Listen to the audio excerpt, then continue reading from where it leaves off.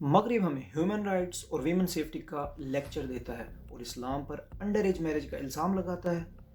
ایپسٹن files کھول کر دیکھیں ذرا، کیا یہ ہے ان کے سیویلائزڈ حکمران؟ یہ ہے ان کا ترقی یافتہ معاشرہ؟ ٹرمپ، کلنٹن، ایلن مسک، بل گیٹس، پرنس اینڈریو، سارے کے سارے ننگی حقیقت ہیں۔ کوئی وائلڈ پارٹیز ڈھونڈ رہا ہے تو کوئی بچیوں کا سودا کر رہا ہے۔ یہ ہیں ان کے ہیروز، یہ ہے ان کی ترقی۔ جب یہ لوگ بچیوں کو آئٹم سمجھ کر ان کی ٹریڈ کر رہے تھے، تب 1400 سال پہلے اسلام بچیوں کے حقوق، عورت کی عزت اور پاکیزہ معاشرے کا درس دے رہا تھا۔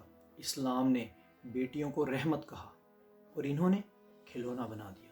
اب آپ فیصلہ کریں کہ جاہل اور دہشت گرد اصل میں کون ہے؟ وہ جو قرآن پڑھتا ہے یا وہ جو آئی لینڈ پر جاتا ہے؟